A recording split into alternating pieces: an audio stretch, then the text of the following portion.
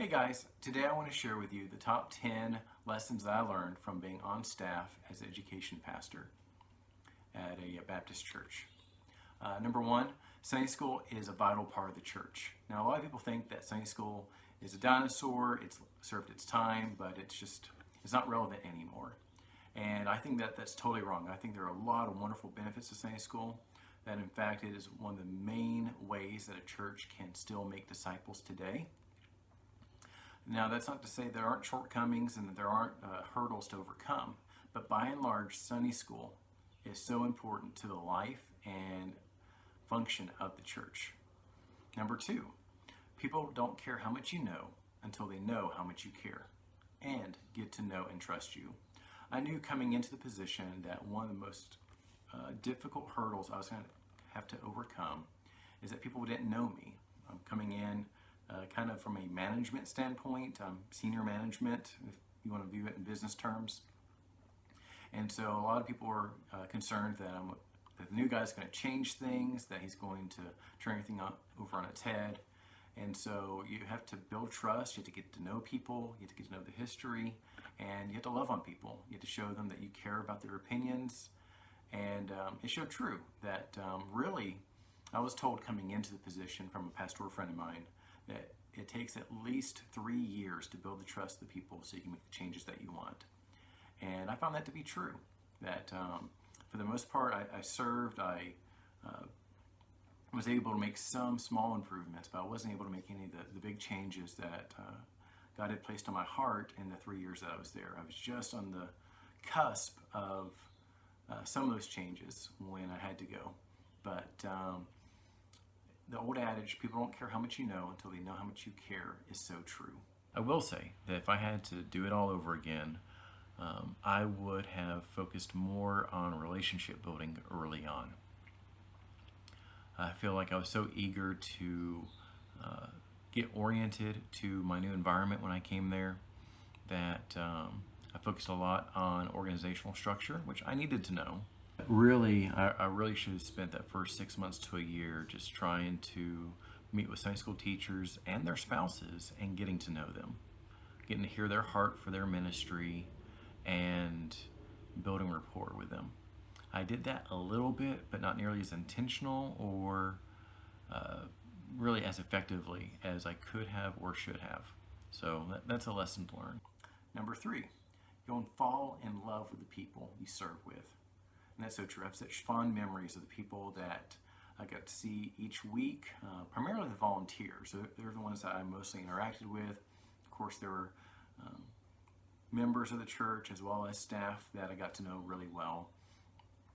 But that was the hardest decision I ever had to make leaving that church. But you'll fall in love with them. You'll get to know them. You'll get to know their families, their history, and that's the beautiful thing about church life. You get to meet the generations. It's not just a person at work. It's their family and their kids and maybe even grandma and grandpa are all there together. And so that was a huge blessing. God gives the increase. And this is something that, it's a struggle because there's just so many church models out there, things that you can use to try to make the church impact the community better. And it's so tempting just to go after the most recent fad. But you have to really trust that God has placed the people that He wants to be there, to serve there. God gives the increase. And that's one of the things that's taught in Scripture is that, Paul planted, Apollos watered, but God gives the increase.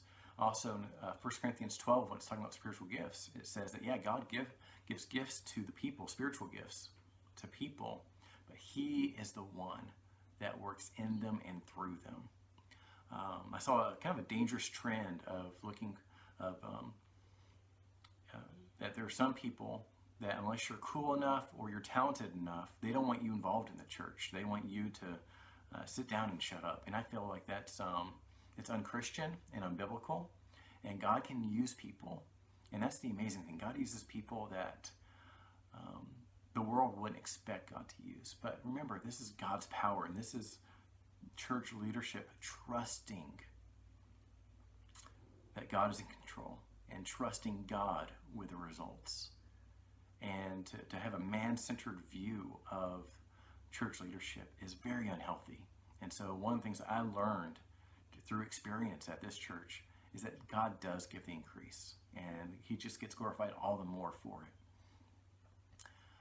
And I can't tell you how many people told me that they started coming to this church because the bread ministry or the pastor coming to see them at the hospital.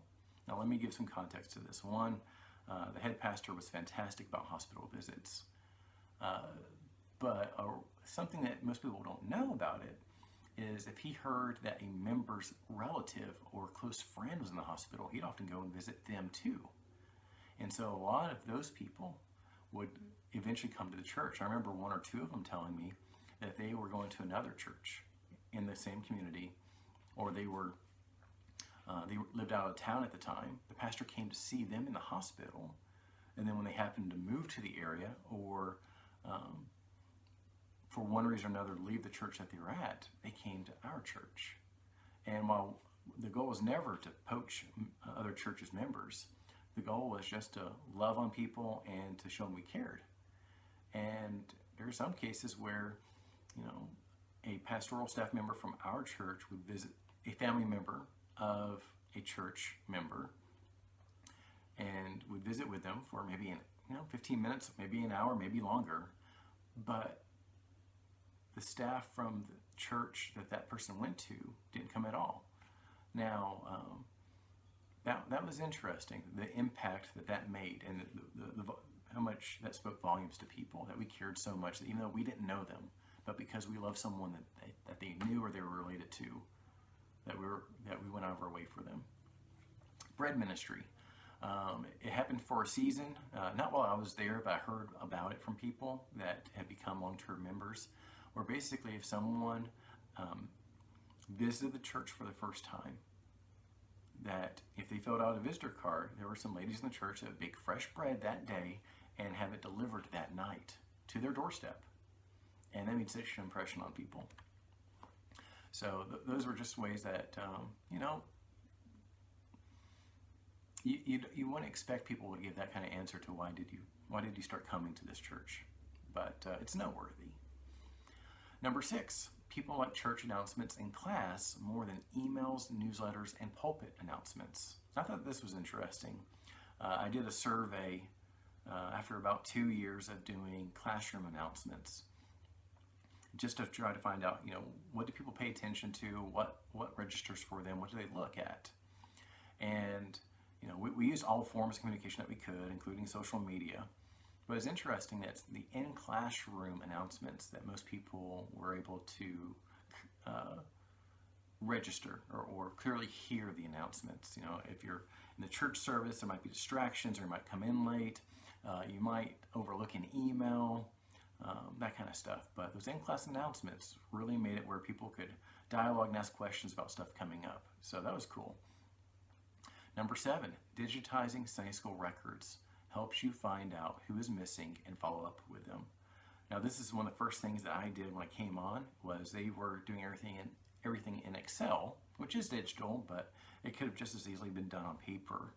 What I did is I took an online service that was had the proper protections and privacy stuff built into it, and we started entering our Sunday school roll on this website that, like I said, totally secure, and it allowed us to search our records. And because we're doing attendance for Sunday school every week, we could see who has been missing, and you could even enter in, who's missed 3 weeks in a row, 4 weeks in a row, that kind of stuff. And all of a sudden, you could start seeing, people's patterns, because not everyone comes every week. And so I would often, about several times a year, I do the previous 6 months and look at trends. What's the average attendance for a class? Who attends the most? Who attends the least? And so I eventually instituted and worked with the Sunday school teachers to say, hey, if someone hasn't been here in 3 Sundays, let's make sure we reach out to them. You're welcome to do it sooner, but by that 3rd Sunday, if they haven't been here in 3 Sundays, we definitely need to do follow-up. One of the things that is pretty well known in education circles for the church is one of the most common reasons why someone leaves the church is they feel like no one cared about them or no one noticed that they were missing. And that's why follow-up from Sunday school is so important. And so we use this as a way of making sure people didn't fall through the gaps. We had a really good front door. We had people coming in all the time, but we also had a pretty wide back door. That's an expression that says people were leaving and not telling us. And so one of the hopes was by helping us identify who has stopped coming or hasn't been here in a while, we can check up on them. Maybe they had a family emergency, maybe they are traveling more for work, whatever, but it's hard for a teacher to keep up with everyone in their class, and not everyone shares their travel plans. But when someone's missing for a month or more, we want to make sure that we follow up with them. I mean, the last thing you want is to say, hey, we haven't seen you in 6 months, we miss you. I mean, at that point, that boat's kind of sailed. All right, number 8, people are attracted more to someone they know than they trust a topic. Now, I thought this was really interesting, and it helped really me better understand college ministry as well, because when I did college ministry, we were topic-based. We tried to attract students based on the topic we were teaching.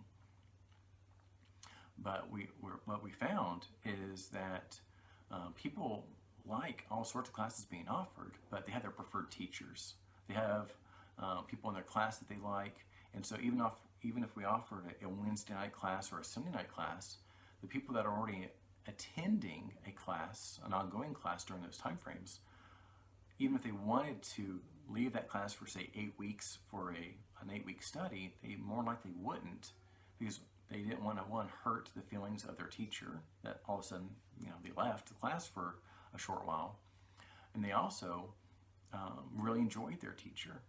And so it really changes how you organize short-term classes if you know certain people or certain groups aren't going to come because they're committed to just being in a certain person's class. And it helps you learn how to handle that kind of stuff. Number 9, a weekly fellowship was a fantastic way to connect with people. A lot of churches do potlucks, a lot of them do Wednesday night supper. The trade, it made it where people didn't have to worry about getting fast food or figuring out dinner before going to church on a Wednesday night. They could come straight from work, pick up the kids along the way and get to church, get fed, and then get to your classes.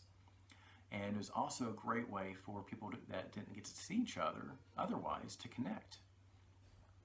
When you look at how people connect at a church, they're either going to connect through serving together, through being in a class together, or through sitting next to someone in the sanctuary. And so this was a great way to reinforce those relationships, especially for teachers to be able to socially engage with their classes.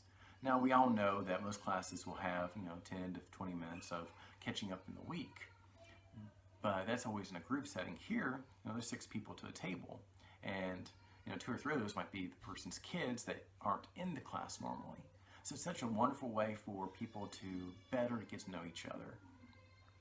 And then finally, a really unexpected lesson learned is actually a book that I want to recommend. It's called I Am a Church Member, and it's by Thom Rainer, and it's just a fantastic book. It covers so many different things about expectations in attending church and handling conflict and supporting your leadership and understanding what church is about. And so I highly recommend that book, and we did that as a study, and we saw real good fruit from that. So there's so much more I could share, but these were the 10 that just came to mind when I wanted to kind of record, for my own benefit as well as others, from 3 years of ministry full-time on pastoral staff, from an education standpoint, what were some of my biggest takeaways? All right, thanks. Catch you next time. Be sure to subscribe.